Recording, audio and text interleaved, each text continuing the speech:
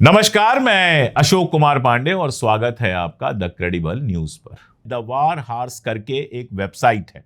ये जो वेबसाइट है, माना जाता है कि अमेरिकन जो पूरा वार सिस्टम है या अमेरिका की आर्मी है उसको बहुत कायदे से और अंदर से जानती है। इसका दावा है कि ईरान से जब से जंग शुरू हुई है कम से कम 170 अमेरिकन जो सैनिक हैं उनके सर में चोट आई है, यानी माथे पर चोट आई है, यानी फैटल चोट आई है, खतरनाक चोट आई है। और सुनिए आप, वॉर हॉर्स ये भी बताता है कि अप्रैल की शुरुआत तक अमेरिका की नेवी के 64, एयरफोर्स के 51 और मरीन कॉर्प्स के 19 सैनिकों के सर में चोट के मामले दर्ज किए गए हैं। अब ये सर में चोट के मामले आप समझ सकते हैं कि ये खतरनाक मामले होते हैं। और आगे बढ़िए, एबीसी न्यूज की एक न्यूज आई थी जो बताती है कि जंग के दौरान अमेरिका के जो कुल सैनिक मारे गए हैं उनका नंबर 653 यानी 650 से ज्यादा है, जिसमें 64 सीनियर ऑफिसर्स हैं। ये सब जोड़कर मिला दीजिए।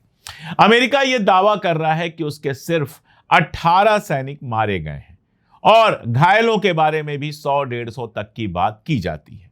अब वॉर हॉर्स की रिपोर्ट को और एबीसी न्यूज की रिपोर्ट को अगर हम मिला दें तो समझ में यह आता है कि 170 तो केवल ऐसे हैं जिनके सिर में चोट आई है। इसके अलावा जाने कितने होंगे जिनके हाथ, पांव और दूसरी जगहों पर चोट आई होगी। और मरने वालों की संख्या बताई 18 जा रही है, लेकिन यह संख्या 653 हो गई है, जिसमें 64 सीनियर ऑफिसर्स हैं। इसका मानी बहुत साफ है। इसका मानी यह है कि ईरान से लड़ाई में अमेरिका को जबरदस्त नुकसान हुआ है। न केवल माल का नुकसान हुआ है बल्कि जान का भी नुकसान हुआ है। इस बात को सबसे पहले नोट कर लीजिए। उसके बाद चलते हैं फाइनेंशियल टाइम्स की एक रिपोर्ट पर। फाइनेंशियल टाइम की ये आप रिपोर्ट पढ़ेंगे तो आपको शुरू में ही समझ में आ जाएगा कि यह अमेरिका परस्त अखबार ये मानकर चल रहा है कि इस जंग में ईरान भारी पड़ा है। वो बता रहा है कि किस तरह से अमेरिकन एसेट्स को कुवैत में, बहरीन में, जॉर्डन में और दूसरी जगहों पर जबरदस्त नुकसान पहुंचा है। मेरे एक दोस्त आए हुए थे मिडिल ईस्ट से। अब जाहिर है जो लोग मिडिल ईस्ट में रह रहे हैं कुछ लिख नहीं सकते, कुछ बोल नहीं सकते, वरना बेचारों की नौकरी चली जाएगी, जेल में भेज दिया जाएगा। लेकिन उन्होंने पर्सनली मुझे बताया कि कतर वगैरह में जो नुकसान हुआ है उसको ठीक होने में ही 6 महीने से साल भर लग जाएंगे। इस हद तक नुकसान हुआ है। और उन्हीं की बात को लॉजिक्स के साथ कह रहा है फाइनेंशियल टाइम, जो एक अमेरिका परस्त अखबार है, कोई ये ईरानी या मिडिल ईस्ट का अखबार नहीं है। और इसका कहना है कि कुवैत, बहरीन, जॉर्डन और दूसरी जगहों पर जितना ज्यादा नुकसान अमेरिका का हुआ है उसकी वजह से अमेरिका ने वहां से अपने लोग और अपने हथियार दोनों हटाने शुरू कर दिए हैं। यानी जो उनकी आर्मी ये कह रही थी कि हमारा इतना नुकसान हो रहा है कि इस लड़ाई को हम जितना जारी रखेंगे उतना ज्यादा दिक्कतों में फंसते चले जाएंगे, बेहतर है इस जंग से बाहर निकला जाए, वो सही बात थी। और अब इसको फाइनेंशियल टाइम जैसा, बार बार मैं दोहरा रहा हूं, अमेरिका परस्त अखबार भी तस्लीम कर रहा है। अब इसके आगे आप चलिए, आपको एक और अखबार दिखाता हूं। इजराइल का अखबार का नाम है इजराइल होयूम और यह अखबार माना जाता है कि नेतन्याहू की गोदी मीडिया है, नेतन्याहू के हिसाब से काम करता है। इसकी एक खबर आपको दिखाता हूं जिसमें यह कह रहा है कि longer the delay greater the damage, यानी जंग को जल्दी खत्म कीजिए, जितनी लंबी जंग खिंचेगी उतना ज्यादा नुकसान होगा अमेरिका का और जाहिर है इजराइल का भी। अब ये कहना चाह रहे हैं, ये भड़काना चाह रहे थे अमेरिका को। पूरा इजराइल का सिस्टम लगा हुआ है अमेरिका को इस बात के लिए भड़काने पर कि किसी भी तरह से जंग को जारी रखा जाए। और उसके चक्कर में क्या क्या कर रहा है ये समझने के लिए इजराइल होयूम की एक और खबर देखिए। यह कहता है कि Hunt for Iran's hidden supreme leader is on. Hunt चल रही है, यानी कि ईरान के जो सुप्रीम लीडर मुस्तबा खामनेई है, आयतुल्लाह मुस्तबा अली खामनेई हैं, उनको हंट करने का, उनको शिकार करने की कोशिश लगातार चल रही है। अब आप ये बताइए कि मुस्तबा अली खामनेई कोई भगोड़ा है? मुस्तबा अली खामनेई कोई अपराधी हैं? मुस्तबा अली खामनेई ने कोई ऐसा काम किया है कि उनको सजा देनी है? अरे भगोड़ा तो नेतन्याहू है जिसके ऊपर आईसीसी से बाकायदा वारंट आया हुआ है, उसको गिरफ्तार कर लिया जाना चाहिए।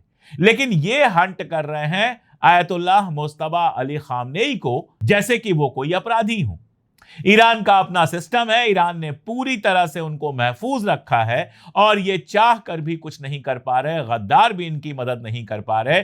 तो ये जो दो खबरें मैंने आपको सुनाई इजरायली हुयूम की, मैं अक्सर times of Israel, Jerusalem post या बाकी अखबारों को लेता हूं, आज मैंने जानबूझकर इजराइल हुयूम लिया है। ये दो खबरें क्या बताती हैं? इजराइल और नेतन्याहू का ख्वाब है कि किसी तरह से मुस्तफा अली खामनेई को शहीद कर दिया जाए, उनको मार दिया जाए।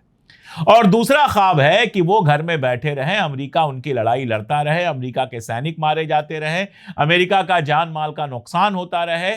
साथ में जो अरब स्टेट्स हैं, जॉर्डन है, कुवैत है, सऊदी है, यूएई है, इन सारी जगहों पर जो तेल के, गैस के सारे सिस्टम हैं वो सब डिस्टर्ब हो जाए, इन सारे मुल्कों में जो अमीरी है वो खत्म हो जाए, ये तबाह बर्बाद हो जाए, ताकि जब जंग खत्म हो तो इन कमजोर मुल्कों पर इजराइल अटैक करके जमीन पर कब्जा कर सके। ये इजराइल का पूरा खेल चल रहा है और मजेदार यह है कि ये दोनों खेल पूरी तरह से फेल हो रहे हैं।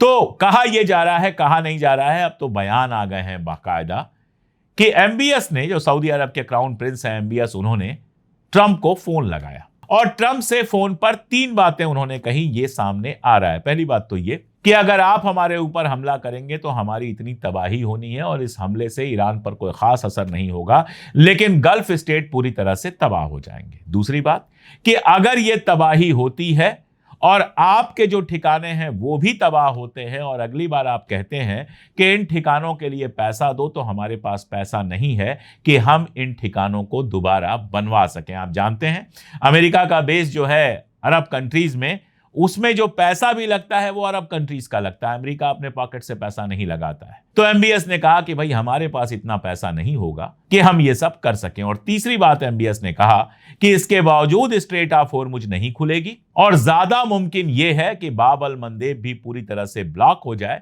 और हमारा बिजनेस पूरी तरह से ठप हो जाएगा आपके इस एक हमले की वजह से। ट्रंप को बिजनेस की बात समझ में आती है। ट्रंप के समझ में आया कि हमारे अगर अड्डे पूरी तरह से तबाह हो जाएंगे तो हम ईरान का वो ख्वाब पूरा करने लगेंगे जिसमें वो चाहता है कि मिडिल ईस्ट में अमेरिका ना रहे, पूरी तरह से चला जाए। और यह भी समझ में आया कि अब इन अड्डों को बनवाने के लिए मिडिल ईस्ट की कंट्रीज जो हैं वो पैसे नहीं दे पाएंगी। और यह भी समझ में आया कि अगर होर्मुज ऐसे ही बंद रहा और साथ में बाब अल मंदेब भी बंद हो गया तो इसका मानी यह है कि अमेरिका के अंदर ऑयल और गैस की प्राइसेस वहां चली जाएंगी कि संभाल में नहीं आएंगी। इजराइल के एक पत्रकार हैं गाई एजरियल, सहाफी हैं वहां के, इनका कहना है कि इजराइल के ऑफिसर्स ये कह रहे हैं कि war is still on the table, यानी कि जंग अभी भी हो सकती है। तो इजराइल अपनी तरफ से कोशिश करेगा कि कैसे भी जंग दोबारा शुरू हो। तो ठीक है, जंग दोबारा शुरू कर दीजिए, ईरान उसके लिए तैयार बैठा है।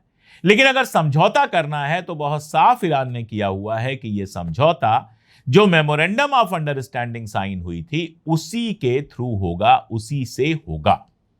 कहा जा रहा है कि वो ओमान के साथ जो समझौता है वो बहुत जल्द हो जाएगा, लेकिन जब हो जाए समझौता तभी आप मानिएगा, क्योंकि इस्माइल बाक़ई का जो बयान आया है, जो ईरान की फॉरेन मिनिस्ट्री के प्रवक्ता हैं, उनका कहना है कि ये बात हम बार बार दोहरा रहे हैं कि होर्मुज स्ट्रेट की स्थिति, उसके जो हालात हैं वो जंग से पहले वाले हालात में नहीं आएंगे, यानी ईरान का कंट्रोल उसके ऊपर रहेगा। और अगर ईरान का कंट्रोल रहेगा तो समझौता हो ना हो कोई फर्क नहीं पड़ता, जहाज तभी वहां से निकल पाएंगे जब ईरान उनको ओके कहेगा। और इजराइल की जो फ्रस्ट्रेशन है वो हर बार गजा के ऊपर निकलती है, जो गरीब होता है, कमजोर होता है, उसके ऊपर ही फ्रस्ट्रेशन निकलता है।